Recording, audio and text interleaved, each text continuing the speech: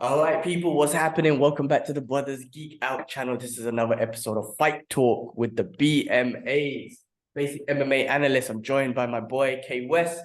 As you can see, he's back in his home in London.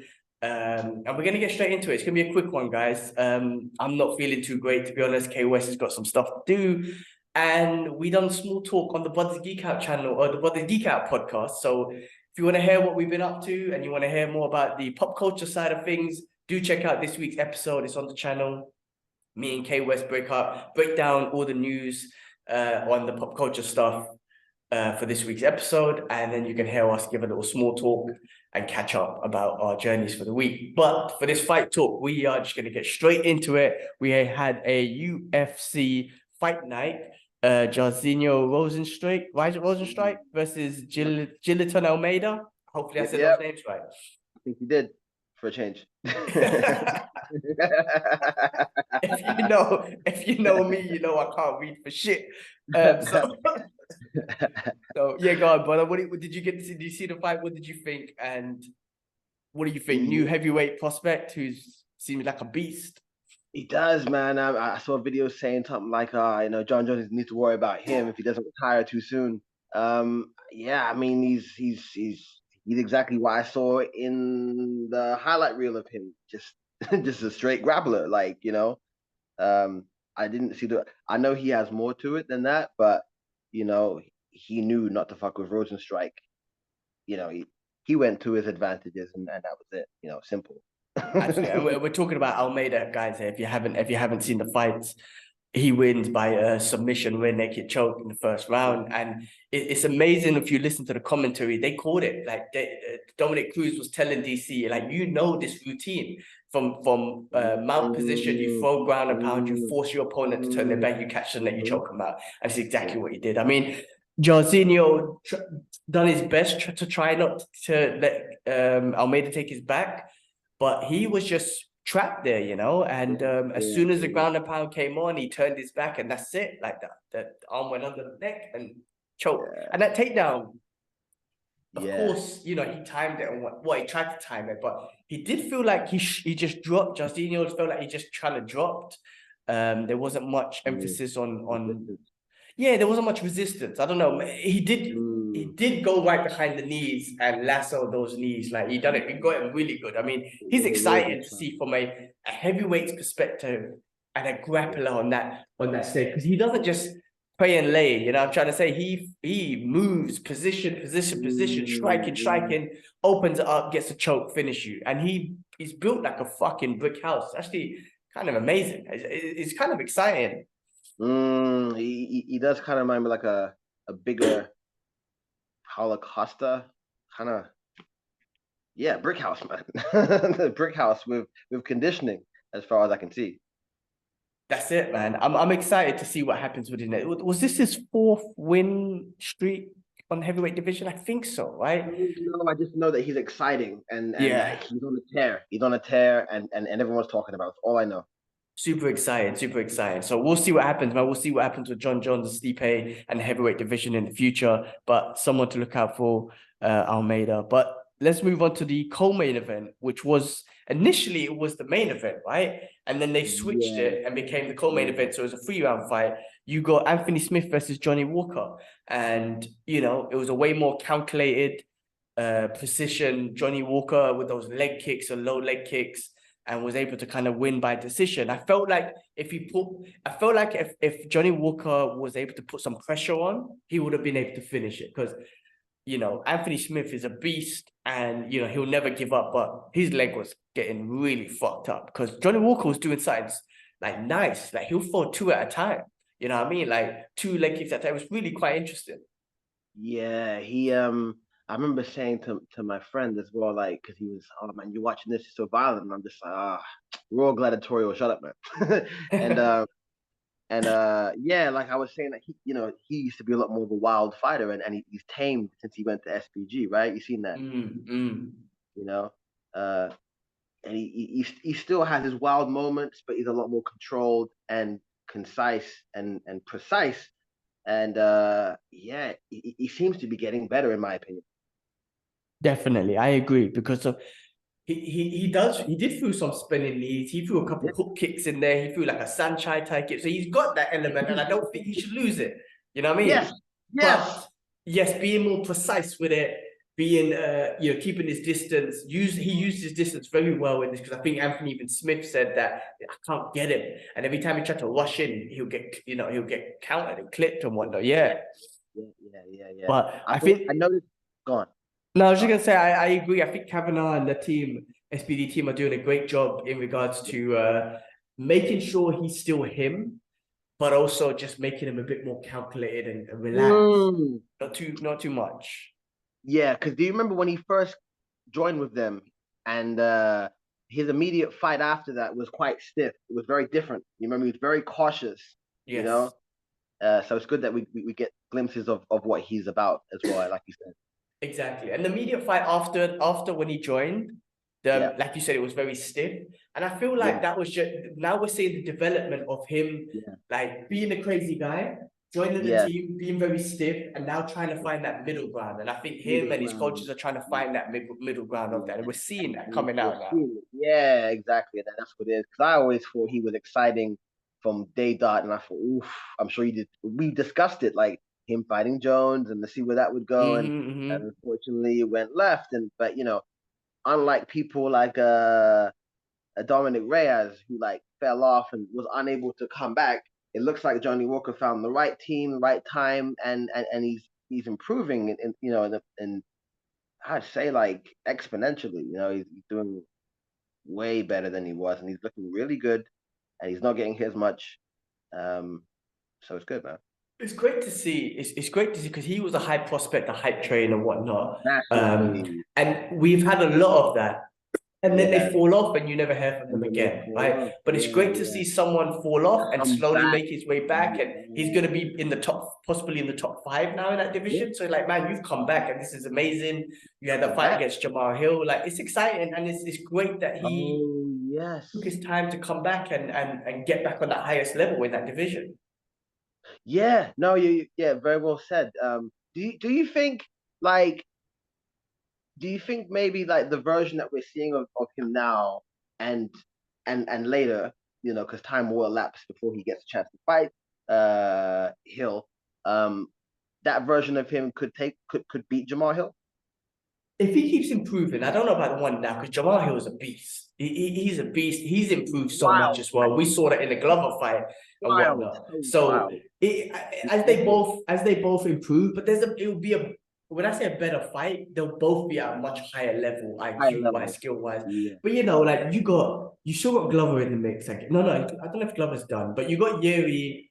I can't say his name, but he's going to be fighting. Yuri Prohaska. That's going to be an exciting fight. We're going to see what happens there. You still got Polish power, Jan Blachowicz Yeah. versus Ankalaev, right? I think they're going to kind of run it back or do something there. So you got those two guys in the mix. That weird But fight. Yeah.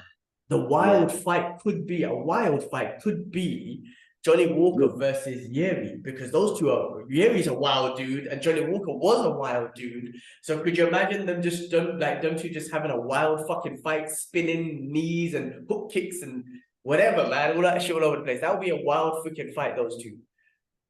Imagine if they had that on, yeah, and then somehow we ended up getting like Paulo Costa going up in weight class, like heavyweight, fighting Shemayas, and we have like 3 fights of these madmen just killing each other. Going at it. I mean, it's exciting, man. It's exciting. I saw, even though this was just a normal fight card, like it was still an exciting card. I don't know how much of the card you watched, but moving on swiftly to the welterweight division.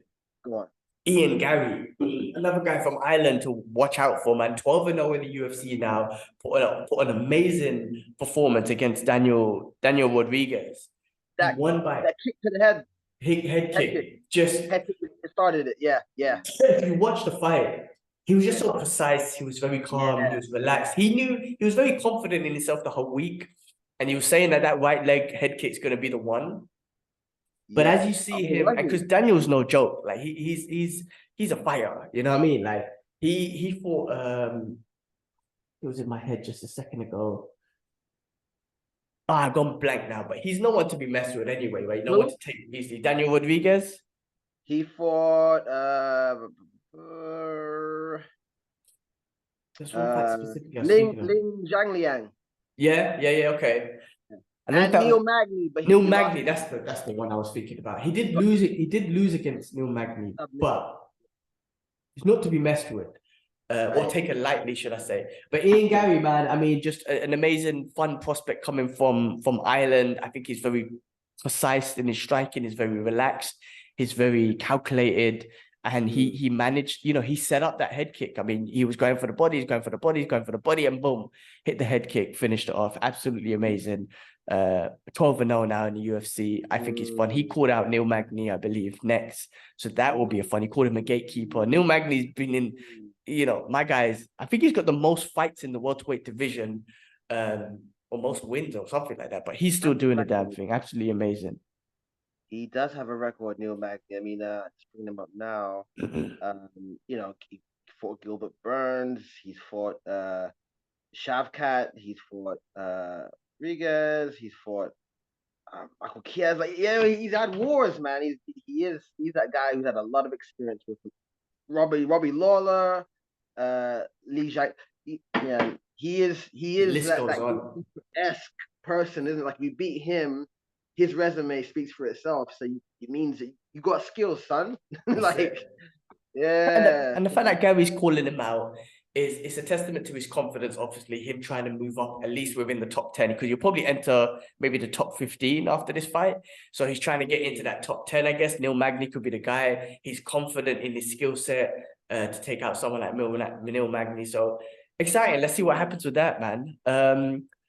Hector Lombard once upon a time. Remember that? He beat Hector Oh Lombard. my God. That Yo. guy was a beast as well. I know. Even Johnny Hendricks, he beat him after he couldn't take whatever he was taking anymore. Yeah. Allegedly. The other fight on the welterweight division, the first fight of the night, just not of the night, but of the card, was Tim Means versus Alex Morono. And these guys have got like 50 fucking fights, or maybe 60 fights between them. Yeah, Maybe 70. man. They're vets. Alex won with a great guillotine choke. Yes. Just the way he synced that in, pull guard. Well, he didn't pull guard. It was through a transition of takedown, right? Yeah. It was quite slick, man. He just you know, he ended up in bottom, took him into the guillotine and just cinched it in, and that was it. It was clean, man. Yeah, awesome for him. I watched a few of the prelims fight. I had to watch Matt Brown. My guy's a legend, Matt Brown. Oh my God, I couldn't believe that he made light work of that kid, man. Yeah, and Court McGee, you know, he was the Ultimate Fighter winner. I mean, you could say he's almost like a veteran as well. I mean, Matt Brown's got 30, 39, 40, nearly 45 fights, and he now holds the record, or he ties the record of knockouts in the UFC with Mr. Black Beast. Derek Lewis. He holds the record. So they both tie. Yes. Yeah, my bones are and whatnot. So, you know, Matt Brown, absolutely amazing. And I think, you know, yeah, he's old and whatnot, but I think he's being strategic with his fighting. I think about the opponents he's fighting. I know who was it before? I can't remember who he fought. It was Donald Cerrone, I think it was. And Cerrone beat him with a head kick. But then he came back and he's being strategic with who he's fighting. He's not trying to be too like, oh, I'm trying to go for a title. I think he understands, you know what I mean? I can still do this, but with the right opponent. And I think Court McGee was the right opponent for this one. And if he comes back to beat that record, I mean, why not? Matt Brown is a legend in fighting anyway, in the sense that he's been there for a while. Why not just have this record and come back? I'm not saying pick an easy fight. I'm just saying pick a fight that's suitable for you. Don't try to get too excited and be like, oh yeah, give me top 5 or top like, let's just have a fight. And if he gets that record, man, that all-time knockout record in the UFC, that's something that you got on a feather in your cap that no one can ever take away. So awesome for him. Definitely. And looking forward to see him getting inducted to the Hall of Fame at some point, right? Definitely, yeah. That's for sure. The only other 2 fights I saw on the prelims, bro, I saw. Oh my God! Go on. Which one were you thinking of? I was thinking of that crazy one with Yeon Kim and Mandy Bohm. I didn't watch that one. Was that good? Like, I didn't. I wasn't gonna bring that up. Was that a crazy fight? It was crazy because that is the only fight I've ever seen, yeah. Actually, am I saying this right? Okay, yeah. I think what happened is Ji Young Kim, she did a foul after the bell and they deducted her points, right? And then after that, the next that was like just before the bell. So the bell happened and I think she knocked her after the bell and the guy took a point. Yeah. And then the next round, second or third round, she ended up like she basically needed ground opponent. Yeah, the same lady Kim. Yeah, needed ground opponent. She had feet down and she had one palm down. So she need her. And then basically she's saying that she can't see, right? So she was kind of waving like this, like that. And they stopped the fight, yeah, before, right? And because at some point they did this, and I thought, okay, explained to my friend, she has now won. Mandy has won the fight by a decision, by a disqualification. That's how it normally runs. This time, they didn't do that. They obviously he took a point again from Kim, and then they did a judge's decision. So up until that point, that she could no longer continue, who won the fight? And I was like, have you ever seen that before? No. So they took it to the judge's scorecard up to that point. Yeah. So if she lost 2 points, I'm thinking Mandy won anyway. Is that correct? She did. Yeah, she did. But I just thought like should be I need DQ. to rewatch. Sorry? It should be a DQ, not a decision, right? I mean, I need to watch it again just to clarify. But I swear, like, I said to my friend, like, that's not because we were talking a lot. That's why I was saying I haven't really watched much fights, but we did actually watch a few of them. Right, and that was one of them that I was so confused about. I've never seen that before, ever. Is that better or worse? Like, if you have a DQ on your record versus a decision on your, like, what's better for you? I mean, I guess if you have a DQ, does Ji Young Kim get penalized for something, or like what's better to have? You know what I'm trying to say? Yeah, I think on the person who gets the the person who gets fouled, right? I think it's better for them to get the win. Yeah, anyway, because regardless, like the DQ win though. Yeah, rather than a no contest, get the win. Because if for example the ref, okay, so if for example, I know what you're saying. Because say for example, Ji Young Kim smashing her, not losing points, smashing, not losing points. Then in round 3, this happens. I don't know, whatever. I haven't seen the fight, but what I'm saying, it happens. So rounds 1 and 2, she wins. She's smashing her. Rounds 3, she's the one who does the foul. But then they take the decision to the judge's scorecard. Then she wins the fights based on rounds 1 and 2. But really, she just done a disqualification. So really, what do you call it? Mandy should win the fight. Do you know what I'm trying to say? It's like, sorry, I tell you a perfect example. Aljo versus Potieria, right? So now, if you took that to judge's scorecard after Aljo couldn't carry on the first fight, Potieria would have won the fight. Yeah. But because it was a foul, he lost the fight in DQ. So it's right on Aljo, if that makes sense. So because it's a weird one, isn't it? It's a weird one. It's a weird one. But I don't think you should. Yeah, if you broke the rules and you hit down the pole, whatever it is, then you should be penalized. Not be like, oh, I'm gonna win the fight now. Because just say that could be a strategy. I'm smashing him. I won round 1, but I'm out of cardio. You know what I'm gonna do? I'm just gonna do a hard nut kick this motherfucker in the nut so he can't carry on. And then based on scorecard, I win. You know what I'm trying to say? Like it could be something like a bad strategy. I've just never seen it before, and I'm just shocked, man. Interesting. All right, I might check that fight out. I didn't get a chance to watch that one. Just to see the weirdness of that and judge for yourself, man. Yeah, for sure. The only other ones I saw was real quick. Is Carlos Ulberg fighting Ihor Potieria. My bad, I can't pronounce the name, but another Aussie fighter under Team Eugene. What do you call it, man? What's the team called again?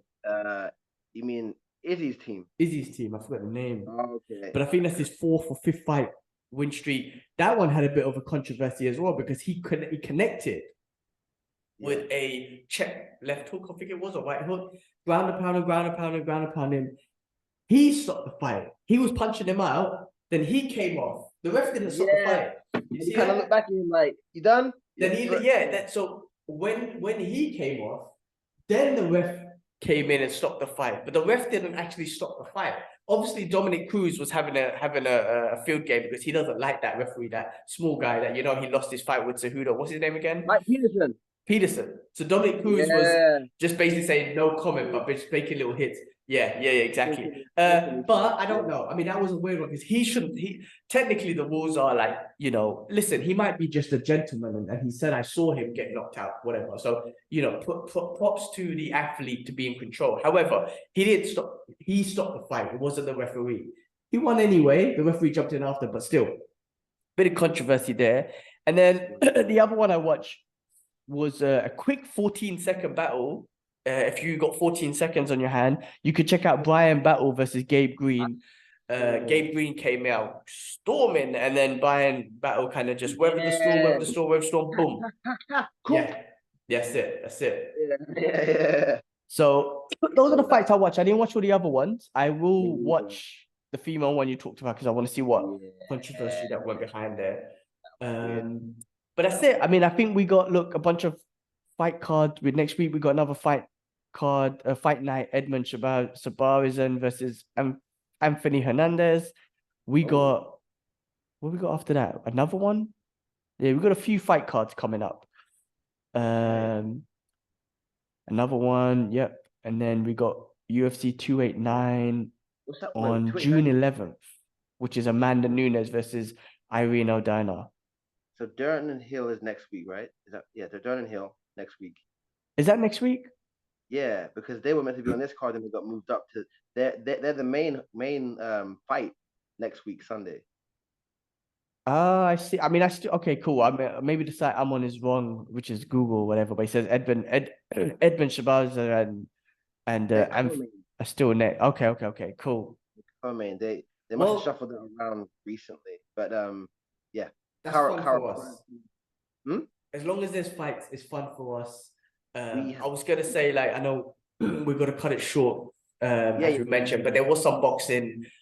Again, I'm not crazy to boxing, but there was the YouTube thing. But there was a KOS. No, I can't disrespect KRS-One. My bad. Who's a legendary rapper. The other YouTube guy, he elbowed him. I don't know if it was whatever, but I don't know if you saw it. I didn't see it. I just saw some Instagram stuff. However, there was the Nate Diaz versus Jake Paul press conference. I enjoy watching Nate Diaz talk. I like, he's just so real. It's just I don't know. It's just someone that I enjoy watching, and I think he's gonna put up a good. I think Jake Paul might be not taking him lightly, but thinking, another washed up MMA fighter. Let me just get another win under my belt. Maybe not. I think Jake Paul's a lot more. Actually, he's a lot more smarter and whatnot. I think he has a lot more respect. However, I think Nate Diaz's gonna use that cardio, that pressure, that pace to pull on him. This will be a tough fight with Tommy Fury, in my opinion. Anyway, I feel like speed would be a factor. Yes, for sure, and power. Jake Paul's got power for sure. He does. I feel like he'd be quite fast for him. Short term, but cardio wise, it goes around. I don't know how many rounds they're fighting, but I think over time, like if Nate's in there, he will swallow him. I think so. Nate's winning round 6 onwards, I reckon. Yeah, I think and possibly could be finishing. Nate will do his. I mean, the only thing that we're gonna miss is Nate's gonna be wearing boxing gloves, so we won't see the middle finger coming up. But when he does that, you're gonna know that's a middle finger. And the slap as well, the soft and slap. But you'll see. At least you can see the slap. But he normally likes to give the middle finger. But if you see that, you know that it's the middle finger up there. So underneath those gloves, there's a middle finger in there. Exciting times for fights. Always fights going on. Super exciting. There was Bellator as well. Leon Edwards' brother fought Gegard Mousasi, and he's going to get the title fight next. So that's exciting for the Edwards family. Yes, very much so. Yeah. What do you reckon about who's he fighting? I'm not familiar. Yeah. Okay. Well, I didn't do my research with Bellator. I pick and choose, I guess, with Bellator. I didn't watch the fights. I just saw the results. Okay, yeah, he's gonna fight. I don't know what that's gonna be. Ooh, I don't know about that one, but Romero's fighting too for a belt. Okay. for the light Beast. heavyweight world championship on Friday the 16th of June. That's happening. Romero. Who's he fighting? Romero versus Nemkov. I think Nemkov he's a European light heavyweight champion. I remember he beat someone recently of note. Okay. And he's quite technical. So yeah, I said that fight's happening on the 16th, and also we've got what's his name again? You know, Anthony Pettis' brother, Sergio Pettis. Sergio Pettis versus Pitbull for the bantamweight championship. Okay, nice. Both have belts, so I guess maybe something was interim at some point. I know Pettis got a belt recently. I always thought Pitbull was lightweight. I guess I was wrong. There's two of them. I see. A lot of Pitbulls out there. Yeah. So that's happening. There we go. It's Eblin versus Edwards on the 23rd of September this year for the middleweight world championship. Bellator. How amazing would that be for those two brothers if they both were champions in two big organizations at the same time? Absolutely phenomenal for that family, and just a great story, man. I really like Leon Edwards, man. I know he's quiet, and I love that about him. But I think he's just got a great story, and I guess he's British as well, so I'm a bit biased. But I like his story. I like how he handles himself. He could have been a mess. You know, I'm trying to say, considering his background and all that stuff, he could have been a mess. But I love to see those success stories, and I like to see his brother. Yeah, it would be great if both of them became champ, side by side, UFC belt, Bellator belt. Absolutely amazing.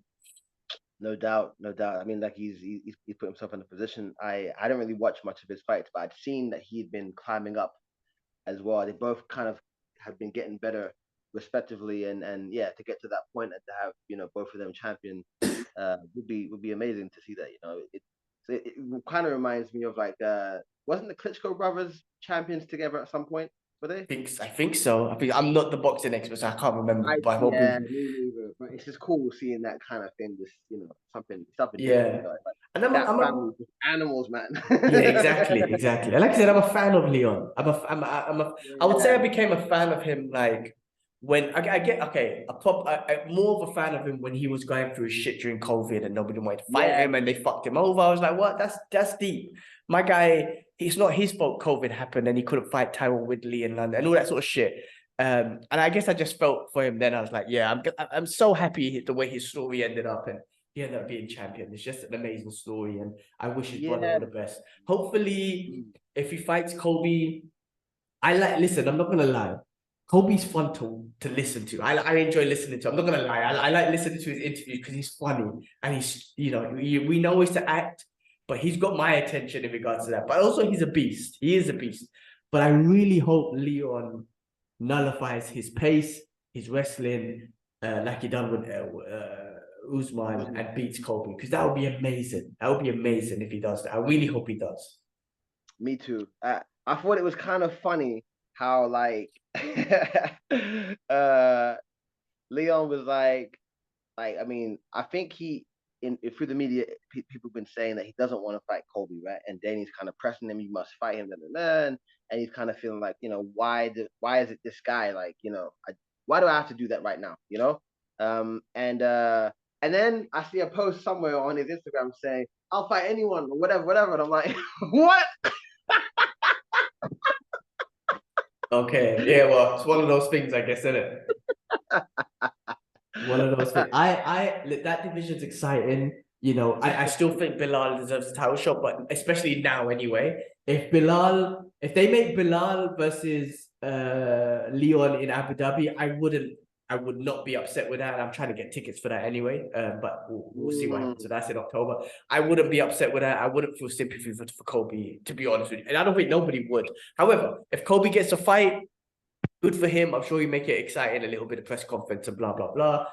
But, you know, you got people like Shavkat coming up, and that's exciting. I know Hamzat's not in that division no more. But just seeing him train in the gym here, I'm super freaking stoked, like starstruck a little bit. It means he's doing something. He's doing something. But he's fighting. He might be fighting. What's his name? Paulo Costa in the middleweight division. Exciting times.